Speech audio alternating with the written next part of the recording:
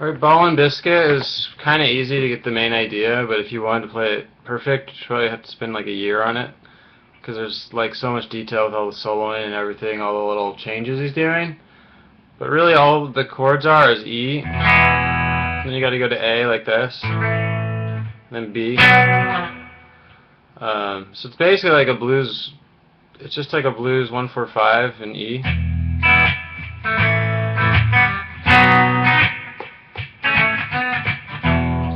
Then what you want to do, the main part, like that he always goes back to is, whoops.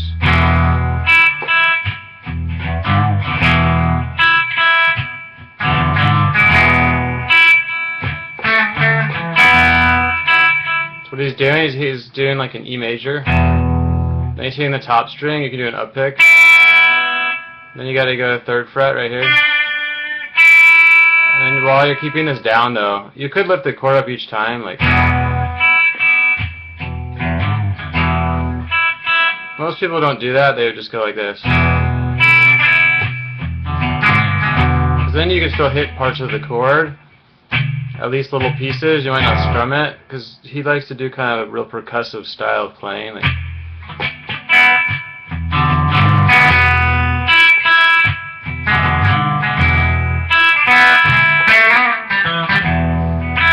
And then what he does, occasionally he adds this riff in. You put your middle finger on 2. He doesn't do it the same way every time, and that's kind of the main idea. It's like 2 to 4 on the G string, then back to 2, then pull off, and then 2 on the D string.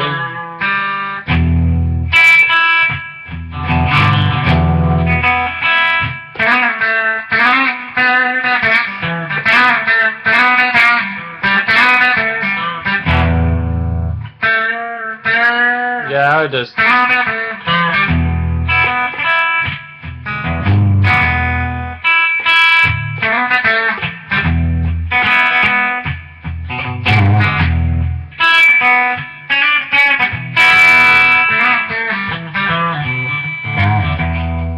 So then after you can do that, then occasionally here, and go to A.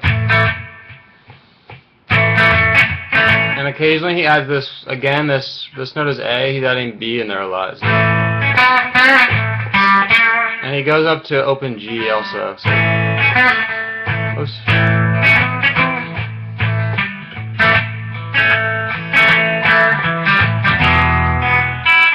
Then he goes back to this, and then you'll hear B.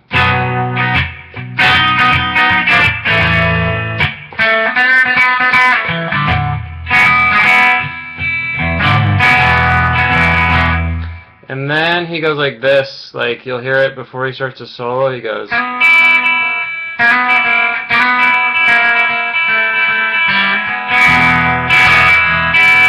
So he goes from 3 to 4. Back to 3, 2, and then a hammer on, and then to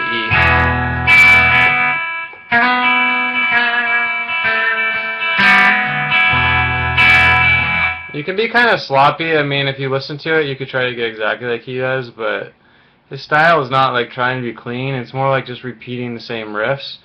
This solo is just crazy. But one thing you can do, he uses these 2 notes a ton. The 17 and 15. So he kind of starts out the solo. You can either, a lot of times he starts out or has this riff in there. But a lot of times he's using like a pedal to bend, or you could just bend this. So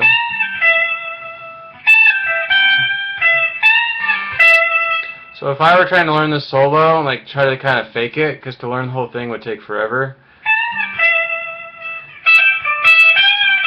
I would use this pattern a ton, and then if you have like a, if you have one of those octave shifters and distortion, you could make it sound more like he does, because he relies on that a lot. But you can just start out with middle finger on 17 and bend it up so it sounds like 19, and then pull off, and then to this one, and then I would do stuff like this occasionally.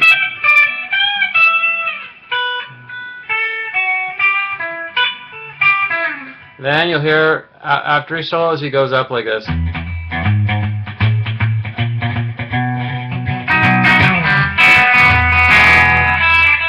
He's doing like 0, 4, 5, 6, 7, or you could do it down here. You could go. You could go.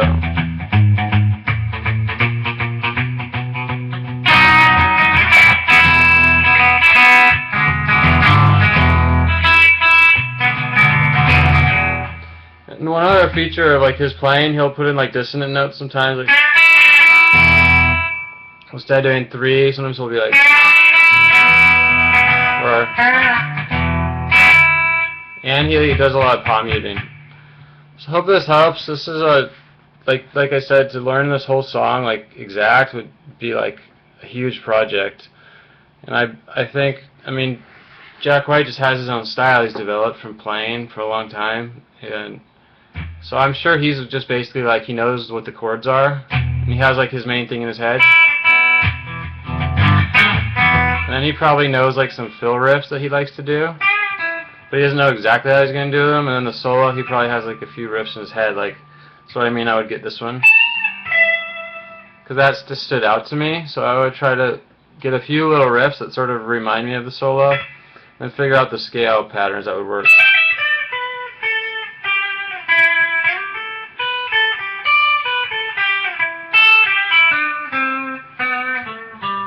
So you can kind of noodle around so you have a few patterns in different spots you like, but then you could like do the riff.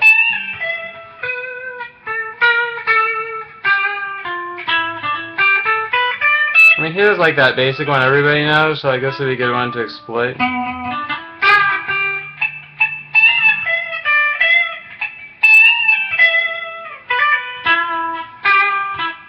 Because occasionally he goes lower notes, so I would try to maybe figure out a lower note riff that would work. So if you have any questions about this, let me know. Thanks, bye.